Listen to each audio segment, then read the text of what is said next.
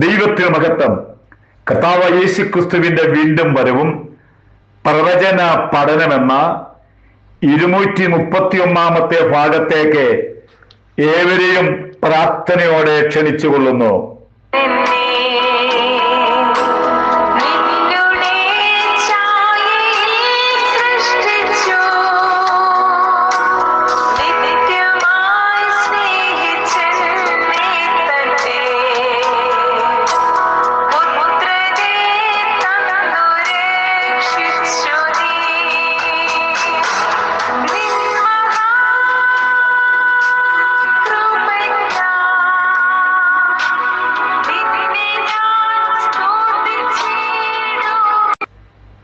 ഇന്ന് നാം പഠിക്കാൻ പോകുന്നത് ഓബദ്യാവെന്ന പ്രവാചകൻ. ഒരധ്യായം മാത്രം എഴുതിയിട്ടുള്ളൂ, 21 വാക്യങ്ങളും. ഇതിന്റെ പ്രധാനമായ വിഷയം ഏദോം എന്ന ഒരു രാജ്യമുണ്ടായിരുന്നു. ഏദോം എന്ന രാജ്യത്തിന്റെ നാശത്തെ പറ്റി പ്രവചിച്ച പ്രവാചകൻ. ഏദോം എന്ന രാജ്യം യാക്കോബിന്റെ സഹോദരനായ ഏശാവിന്റെ വംശവാലിയിൽപ്പെട്ടവരാണ് ഏദോം എന്ന് പറയുന്നത്. ഇസ്രായേലിന്റെ ഒരു അയൽ രാജ്യവും അതുമല്ല. ഇവര് വളരെ അഹങ്കാരികളായിരിക്കുന്ന ഒരു കൂട്ടം ആളുകളായിരുന്നു. ദൈവത്തിന് ഏറ്റവും പിണക്കുള്ള സംഭവം എന്ന് പറയുന്നത് ദൈവത്തിന് അഹങ്കാരികളോട് അത്ര വലിയ താല്പര്യമില്ല. ഇവര് താമസിക്കുന്ന സ്ഥലമെന്ന് പറയുന്നത് അനേക പാറകളാൽ, വലിയ വലിയ പാറകളാൽ ചുറ്റപ്പെട്ടതായ ഒരു സ്ഥലം. അതിനകത്ത് ധാരാളം ഒളിത്താവളങ്ങൾ എന്ന് വേണ്ട എല്ലാ സൗകര്യങ്ങളും ഉണ്ട്. ശത്രുക്കളെ വന്നു കഴിഞ്ഞാൽ പിടിക്കപ്പെടാൻ പറ്റാതെ വണ്ണം അങ്ങനെ ഒരുപാട് തുരങ്കങ്ങളെ, പാറയുടെ ഗുഹകളെ, അങ്ങനെയുള്ള ഒരു സംവിധാനം കൂടെ ഇവർക്കുണ്ടായിരുന്നതിനാൽ ഇവർ ഇസ്രായേലിന്റെ ഒരു ശത്രുവായിട്ടാണ് മാറ്റപ്പെട്ടത്. ഇസ്രായേലിന്റെ ശത്രു.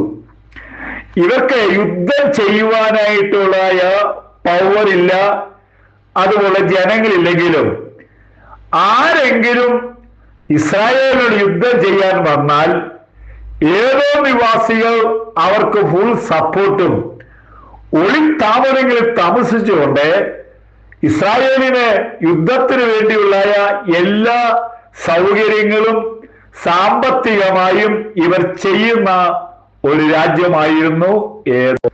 നമുക്ക് ഇപ്പോഴത്തെ മധ്യപൂർവ്വ പ്രദേശത്തെ പറ്റി അറിയാമല്ലോ. ഗാസ എന്ന ഒരു കൊച്ചു രാജ്യം, ഹമാസ് എന്ന ഇസ്രായേലിനോട് യുദ്ധത്തിന് വേണ്ടി എപ്പോഴും വരുന്നതായ ഒരു രാജ്യം. നമ്മളെ രാജ്യത്തെ പറ്റിയൊക്കെ പഠിച്ചപ്പോഴേ അവിടെയും ഭൂമിയുടെ അടിയിലെ ഒരുപാട് തുരങ്കങ്ങൾ സൃഷ്ടിച്ചിട്ട് അവരെ ശത്രുക്കളായാലും വന്നാൽ തുരങ്കത്ത് കയറി ഇരിക്കുന്നത് പോലെ ഉള്ള അവസ്ഥ. ഇനി ഒന്നുകൂടെ ചിന്തിച്ചാൽ ഈ ഹമാസ് ഇസ്രായേലിനോട് യുദ്ധത്തിന് വരാനുള്ള പ്രധാന കാര്യം അടുത്തുള്ളതായ പല രാജ്യങ്ങളെ, ഇപ്പോഴത്തെ സാഹചര്യം ആയതുകൊണ്ട് രാജ്യത്തിന്റെ പേര് പറയാൻ താല്പര്യപ്പെടുന്നില്ലെങ്കിലും നമുക്ക് വർത്തമാന പത്രങ്ങളിലൂടെ മനസ്സിലാക്കാൻ സാധിക്കുന്നല്ലോ. അയൽ രാജ്യത്ത് സമ്പന്ന രാജ്യങ്ങളെ എല്ലാ സംവിധാനങ്ങളും ഒരുക്കി കൊടുക്കുന്നതുകൊണ്ടാണ് ഹമാസ് ഇസ്രായേലിനോട് ആക്രമിക്കാനായിട്ട് വരുന്നത്. ചുറ്റുമുള്ളതായ സമ്പന്ന രാജ്യങ്ങളെ ഇസ്രായേലിനോട് യുദ്ധം ചെയ്യുവാനായിട്ട് വരാൻ സാധിക്കുകയില്ല. കാരണം അതിനുള്ള പവറോ വെടിക്കോപ്പുകളോ അപ്പോൾ വിമാനങ്ങളോ അവരുടെ കയ്യിൽ കാര്യമായിട്ടില്ല. പിന്നെ ആരെങ്കിലും ഇസ്രായേലിനോട് യുദ്ധത്തിന് വന്നാൽ സഹായിക്കുന്ന ചില രാജ്യങ്ങളുണ്ട്. നമ്മൾ ഇപ്പോഴത്തെ വർത്തമാന പത്രങ്ങളൊക്കെ വായിച്ചു വരുമ്പോഴേ ഇസ്രായേലിന്റെ ചാരസംഘടന കണ്ടുപിടിച്ച് തക്ക ശിക്ഷ നൽകിക്കൊണ്ടിരിക്കുകയാണ്. ഇപ്പോഴത്തെ അവസ്ഥ എന്ന് പറയുന്നത് ഞങ്ങള് ഇസ്രായേലിനെ യുദ്ധത്തിന് വേണ്ടി ഇവരെ സഹായിക്കത്തില്ല എന്ന് അവര് പറഞ്ഞ് പിന്മാറിയിരിക്കുന്നു. ഒരു ചെറിയ സന്ദേശം കൂടെ ഈ കൂട്ടത്തിൽ ഞാൻ അറിയിക്കുന്നു. ഇനിയും ഞാൻ നേരത്തെ ക്ലാസ് എടുത്തപ്പോൾ ഗാസ എന്ന് പറയുന്നത് അബ്രഹാമിനോടും മോശയോടും വാഗ്ദത്തം ചെയ്തായ നാട് ആയിരുന്നു. എന്നാൽ ഇസ്രായേൽ അവർ താമസിച്ചോട്ടെ എന്ന് വിചാരിച്ച് സൗകര്യങ്ങളൊക്കെ കൊടുത്തപ്പോഴേ വെറുതെ ഒന്ന് ഇസ്രായേലിനോട് യുദ്ധം ചെയ്ത് നമുക്കറിയാമല്ലോ. അന്ന് മുതൽ യുദ്ധം ഇതുവരെയും അവസാനിച്ചില്ല. അവരെ മാത്രമല്ല, ചുറ്റുമുള്ള പല രാജ്യങ്ങളുടെ അവരുടെ സ്രോസ്, അവരുടെ സമ്പത്ത്, അവരുടെ യുദ്ധങ്ങൾ നടത്തുന്നതായ ഒരുപാട് സാമഗ്രികൾ പലതും ഇന്ന് ഇസ്രായേൽ കണ്ടുപിടിച്ച് ചുട്ടരിച്ച് കഴിഞ്ഞിരിക്കുകയാണ്. കാരണം എന്ത്? ഈ കൊച്ചു രാജ്യമായ ഇസ്രായേലിന് യുദ്ധം ചെയ്യാൻ വന്നപ്പോൾ ദൈവം തമ്പുരാൻ അവരോട് കൂടെ ഉണ്ടെന്നുള്ള ഒരു ചെറിയ സന്ദേശം കൂടെ ഞാനിപ്പോൾ അറിയിച്ചുകൊള്ളുന്നു. ഇനിയും ഓബദ്യാവ് ചില പ്രവചനങ്ങളൊക്കെ പറയുന്നത് ചിലത് പറയാൻ താല്പര്യപ്പെടുകയാണ്. ഒന്നാമതായിട്ട് പറയുന്നത് ഏദോമിൽ വരുന്ന നാശത്തെ പറ്റി 1-ാമത്തെ വാക്യം മുതൽ 4-ാമത്തെ വാക്യം വരെയും വർണ്ണിച്ചിരിക്കുന്നു.